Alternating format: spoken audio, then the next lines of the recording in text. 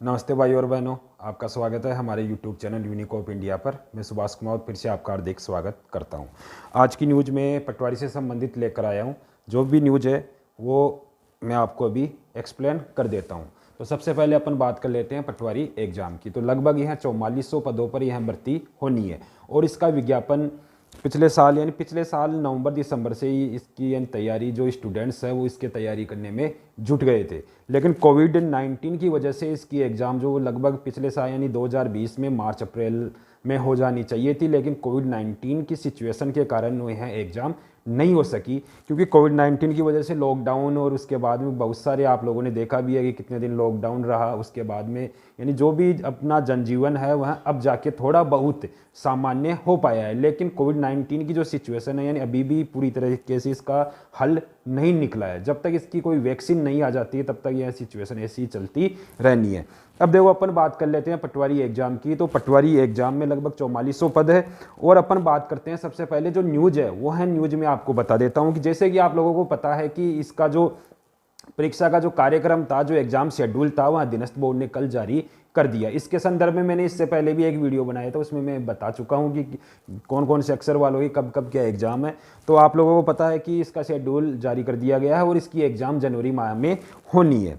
अब अपन बात कर लेते हैं जो न्यूज़ है वह मैं अब आपको बताता हूँ कि सबसे पहले पटवारी एग्जाम की न्यूज़ यह है कि इसका जो सेंटर है, यानी जो मेरे को भी एक न्यूज़ मिली थी कहीं इसी सोर्स के द्वारा, तो मैं आपको बता देता हूँ कि इसकी जो एग्ज़ाम है वह 10 जनवरी से स्टार्ट होगी।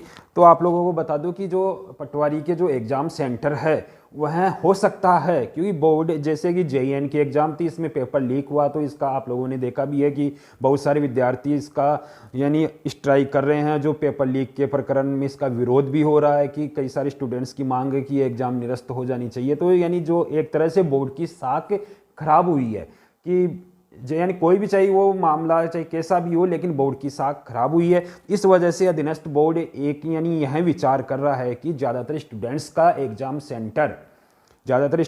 एग्जाम सेंटर जयपुर में दे दिया जाए। तो हो सकता है कि अधीनस्थ बोर्ड, जैसे आप लोगों को पता है कि इसमें 13 लाख लोगों ने फॉर्म भरा था और यह 6 पारियों में होगी। तो एक पारी में अपन मान सकते हैं कि लगभग 2 लाख स्टूडेंट्स एक पारी में अपना भाग्य आजमाएंगे। तो अधीनस्थ बोर्ड इस पे विचार करते हुए यानी जयपुर के सेंटर यानी ज़्यादा जयपुर के आसपास वाले सेंटर्स पे विचार हो रहा है। तो हो सकता है कि मैक्सिमम स्टूडेंट्स का सेंटर जयपुर में दिया जा सकता है, यानी मैक्सिमम स्टूडेंट्स का सेंटर जयपुर में आ सकता है। दूसरी बात करते हैं कि जो 10 जनवरी को जो एग्ज़ाम है उनके एडमिट कार्ड कब आएंगे। तो उनके एडमिट कार्ड 2 या 3 जनवरी को अधीनस्थ बोर्ड की साइट पर अपलोड किए जाएंगे, यानी लगभग 2 या 3 जनवरी को अधीनस्थ बोर्ड की साइट पे पटवारी भर्ती परीक्षा के एडमिट कार्ड अपलोड कर दिए जाएंगे। अब अपन कुछ बिंदुओं पे चर्चा कर लेते हैं, जैसे कि यानी सोशल मीडिया पे तमाम प्रकार की घटनाएं चलती रहती है। यानी हर सोशल मीडिया एक ऐसा प्लेटफॉर्म है जिसमें यानी प्रत्येक व्यक्ति अपने मन के विचार व्यक्त करता है। तो किसी व्यक्ति के विचार किस तरह के होते हैं, किसी के किस तरह के होते हैं। अब अपन बात करते हैं कि कई सारे स्टूडेंट्स ऐसे भी है जो यह चाहते हैं कि यह पटवारी की एग्जाम पोस्टपोन हो जाए। कुछ स्टूडेंट्स के मन में यह भ्रांति चल रही है कि इस भर्ती में नॉर्मलाइजेशन होगा या नहीं होगा। अपन सारे बिंदुओं पे चर्चा करेंगे। तो कई स्टूडेंट्स चाहते हैं कि एग्जाम आगे चली जाए, कई स्टूडेंट्स चाहते हैं कि इसमें नॉर्मलाइजेशन होगा या नहीं होगा, उनके मन में चल रहा है। दूसरी बात कर लेते हैं, कई स्टूडेंट्स के मन में ऐसे हैं कि इसकी एग्जाम यानी 6 पारियों में नहीं करवा के 1 पारियों में करवा लेनी चाहिए। तो मैं आज सारे बिंदु बिल्कुल पॉइंट टू पॉइंट एक्सप्लेन करूंगा। तो अपन सबसे पहले बात कर लेते हैं कि यह एग्जाम एक ही दिन में एक ही पारी में हो सकती है क्या। तो देखो सबसे पहले बात है कि जो कोविड-19 की सिचुएशन चल रही है उसमें इस संदर्भ में यानी जैसे हाल फिलहाल के दिनों में जो भी एग्जाम हुई है वह कोई सी भी एग्जाम चाहे छोटी एग्जाम ही हो वह एक पारी में नहीं हुई है, क्योंकि कोविड-19 की सिचुएशन में यानी इसमें यानी बहुत सारी सावधानियां बरतनी पड़ती है। तो यानी यह एग्जाम 13 लाख लोग इसमें अपना भाग्य आजमाएंगे। वैसे 13 लाख तो इसमें शामिल नहीं होंगे, कई सारे 1 से 2 यानी 2 3 फॉर्म भी अप्लाई किए हैं। तो बोर्ड के लिए तो एक तरह से 13 लाख लोग भाग्य आजमा रहे हैं। 13 लाख लोगों की एक साथ एग्जाम लेना बोर्ड के द्वारा और सरकार के द्वारा बिल्कुल भी पॉसिबल नहीं है। तो यह एग्जाम तो पारियों में ही होगी। इससे पहले भी अधीनस्थ बोर्ड ने एलडीसी की एग्जाम भी पारियों में करवाई थी। अब अपन यह बात है कि यह तो पहला पॉइंट हो गया कि यह एग्जाम एक पारी में नहीं हो सकती। और यह अन्य यानी लगभग 6 पारियों में ही होगी। अब अपन बात कर लेते हैं जो दूसरा पॉइंट है कि नॉर्मलाइजेशन का। तो देखो सबसे पहले स्टूडेंट्स बात ऐसी है कि नॉर्मलाइजेशन की जो मांग आप अभी उठा रहे हो, यह मांग आप एग्जाम का पहले पेपर तो दे लो, यदि पेपर तो दे लो, उसके बाद में भी आप लोगों को बहुत सारा टाइम मिलेगा, क्योंकि आपको पता है कि राजस्थान है और राजस्थान में कोई भी एग्जाम होती है तो लगभग उसके 5 से 6 महीने उसमें रिजल्ट आने में लग जाता है। तो 5 से 6 महीने आपको मिल जाएंगे, उस समय आप नॉर्मलाइजेशन की मांग उठा लेना। अन्य प्रकार की जो भी मांग आपको और भी कोई डाउट है तो वहां आप उस समय उस कंडीशन में आप ये मांग उठा सकते हो। लेकिन ये जो आपका अभी टाइम है, क्योंकि एग्जाम 10 जनवरी से स्टार्ट होगी, इस टाइम का आप सही तरीके से यूटिलाइजेशन करके अभी आपको ओनली अपनी स्टडी पे ही फोकस रखना चाहिए। अब अपन बात कर लेते हैं कि जैसे मैं भी बहुत सारे खुद एक पटवारी की एग्जाम दे रहा हूं और बहुत सारे चैनल्स पर ऐसे यानी बहुत जगह मैंने सोशल मीडिया पर भी देखा है कि अब भी यह क्या एग्जाम आगे जा सकती है क्या, या कौन से उपायों के द्वारा इस एग्जाम को अपन आगे लेकर जा सकते हैं। क्योंकि ये एग्जाम है, बहुत सारी एग्जाम पोस्टपोन होते हुए अपन ने सुना है, लेकिन ये शायद ही मेरी नज़र में पहली एग्जाम है जो प्रीपोन्ड हुई है। यानी इसकी एग्जाम पहले 28 फरवरी को संभावित थी और वह 28 फरवरी को नहीं होकर इसकी एग्जाम का जो शेड्यूल जारी किया गया वह जनवरी में है। तो देखो अपन सबसे पहले बात कर लेते हैं कि कई सारे स्टूडेंट्स बोल रहे हैं कि हमारे को टाइम नहीं मिला। देखो न तो मैं किसी के पक्ष में हूं, नहीं किसी के विरोध में हूं।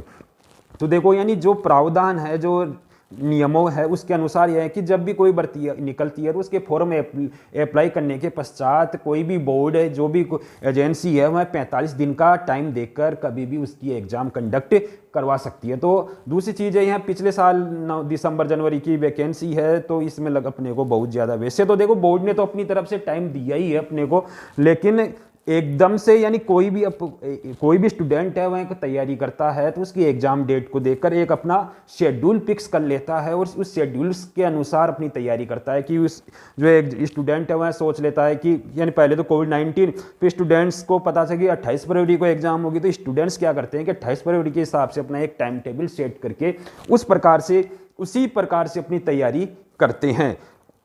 तो यह एग्जाम एकदम से प्रीपोन्ड कर दी गई, जनवरी में कर दी गई, तो एक तरह से स्टूडेंट्स के साथ तो वैसे अन्याय हुआ है। उनका जो टाइम टेबल था वह बिल्कुल अस्त व्यस्त हो गया। कई सारे स्टूडेंट्स के मन में ऐसे चल रहा है कि अब क्या होगा, ये तो मैं तो फेल हो गया था। देखो भाई बात ऐसी है, जो स्टूडेंट्स ऐसे हैं जो इनके मन में ऐसी शंका आ रही है कि अब मैं तो यानी फेल हूँ, इसको पास नहीं कर सकता, तो देखो अभी भी आप एक तरीके से सोचो ना, जिनकी एग्जाम 10 जनवरी को भी है तो 15 दिन तो ये दिसंबर के और 9 दिन आपको मिले।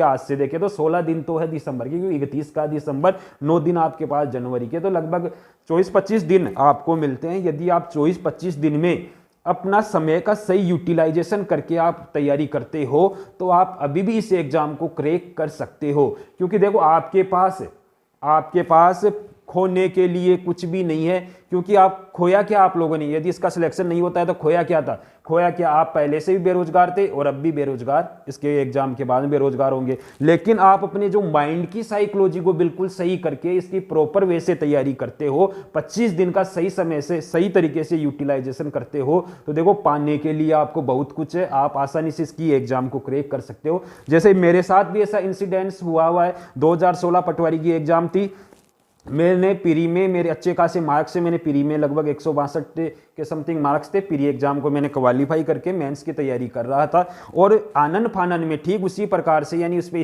स्टे आ रहा था, स्टे आ रहा था, कभी एग्जाम के 1 दिन पहले, कभी एग्जाम के 2 दिन पहले। एक बार तो मैं एग्जाम देने के लिए जयपुर जंक्शन पे उतर भी गया था, लेकिन शाम को 5 बजे पता चला कि यह एग्जाम तो इस पर वापस स्टे आ गया। और जब इसका शेड्यूल जारी किया गया, एग्जाम डेट आई, तो हमारे पास बिल्कुल उसी दिन से 25 दिन थे।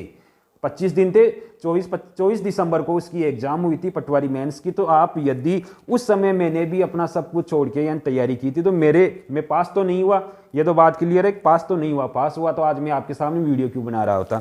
पास तो नहीं हुआ, लेकिन मैंने 25 दिन में सही समय से यूटिलाइजेशन किया, अच्छी तैयारी की, जिस वजह से मेरे पास तो नहीं हुआ लेकिन मैं नज़दीक पहुंच गया था। मेरे 189 मार्क्स आए थे पटवारी मेंस में और कट ऑफ गई थी 193। ओनली मैंने 25 दिन की ही तैयारी में मैं ज़्यादा यानी लगभग बाद में जब वेटिंग आई तो वेटिंग ओबीसी की वेटिंग क्लियर हुई थी 188 मार्क्स पे क्लियर हुई थी मेरे, तो सॉरी 189 पॉइंट कुछ थी ओबीसी की। और यानी लेकिन आप लोग सोच सकते हो कि 25 दिन की तैयारी में मैं उस एग्जाम में के नज़दीक पहुंच गया था, लेकिन मेरे उस एग्जाम में एक और मैटर था कि जो मेरी RSCIT का जो सर्टिफिकेट था वह 13 फरवरी को इसकी प्री एग्जाम हुई थी, 13 फरवरी के बाद का था। आप लोग सोच रहे होंगे फिर क्या हुआ, 13 फरवरी के बाद का था, 13 फरवरी के बाद वाले RSCIT के सर्टिफिकेट वालों को बोर्ड ने मान्य नहीं किया था, यानी उनको यानी अपात्र घोषित कर दिया था। तो ये एक बहुत सारी चीज़ है। लेकिन आप भी यदि इस 25 दिन का सही समय से यूटिलाइजेशन करते हो, लेकिन आपके मन में जो साइकोलॉजी है कि मैं तो ऐसे हो गया, हम तो बर्बाद हो गए, अब क्या होगा, इस एग्जाम को कैसे पोस्टपोन करवाया जाए, तो देखो बात ऐसी है दोस्तों, देखो एग्जाम पोस्टपोन की बात कर लेता हूं कि देखो मैं आपके विरोध में नहीं हूं। एग्जाम पोस्टपोन देखो सरकार सोच लेती है ना कि इस एग्जाम को करवाना ही है तो वह उसी डेट को करवा कर रहती है। ऐसा आप लोगों ने पिछले साल फर्स्ट ग्रेड भर्ती में भी देखा होगा, जिसमें हजारों अभ्यर्थी राजस्थान यूनिवर्सिटी में धरना भी दिए थे, अनशन चला था, टंकियों पे चढ़े थे, बहुत सारे उन्होंने किया था, लेकिन सरकार ने जो सोचा था वही हुआ। तो मेरा तो यही मानना है कि आप अपने चाहे आधा 1 घंटा इसको पोस्टपोन करवाने के लिए, प्रीपोन करवाने के लिए, जो भी आप लोगों को करवाना है उसमें आप अपना 10-15 मिनट, आधा 1-2 घंटा निकाल सकते हो, लेकिन बाकी के समय का सही यूटिलाइजेशन करोगे तो हो सकता है कि आप इसे एग्जाम को क्रैक कर जाओ। कि इसमें बहुत सारे स्टूडेंट्स ऐसे भी है जो पहली एग्जाम तो दे नहीं रही, थोड़ा बहुत तो उनका भी बेस है, तो आप इस चीज़ को और मजबूत करो और अपने जो मन में साइकोलॉजी है ना कि अब कुछ नहीं हो सकता, ये नहीं हो सकता, तो आप इसको, इस साइकोलॉजी को निकाल कर सही तरीके से इसका समय का सदुपयोग करके इसकी तैयारी करो, आप आसानी से क्रैक कर जाओगे। देखो कोई भी चीज़ कठिन नहीं है, कोई भी चीज़ इम्पॉसिबल नहीं है, कोई भी हार्ड नहीं है, कोई भी चीज़ कठिन नहीं है, लेकिन आपकी जो डेडिकेशन है उस डेडिकेशन में आप कमी मत लाओ। और मन से आदमी जो कमज़ोर हो जाता है वह देखो चाहे बाहर से कितना ही मजबूत दिखे, मन से आदमी एक बार निराशावादी हो गया, उसमें मन में निराशा आ गई, तो वह आदमी फिर उसका जो रिजल्ट है, चाहे किसी भी एग्जाम में बैठे उसका रिजल्ट पॉजिटिव नहीं आता है। तो आप मन से भी मजबूत बनो और अपनी साइकोलॉजी को भी मजबूत करो, और तन मन धन से मजबूत होकर और एक अच्छी साइकोलॉजी के साथ, पूरी फुल डेडिकेशन के साथ यदि आप अभी भी पटवारी की तैयारी करते हो तो अब मैं गारंटी लेता हूं आप आसानी से पास कर सकते हो। धन्यवाद। और भी कोई लेटेस्ट अपडेट होगी तो मैं मेरे चैनल के द्वारा आप लोगों को बता दूंगा, और इसके लिए आप मेरे वीडियो को, आप लोगों से यही रिक्वेस्ट है कि इसको ज़्यादा से ज़्यादा शेयर करें और लेटेस्ट अपडेट पाने के लिए इस चैनल को सब्सक्राइब करें। धन्यवाद।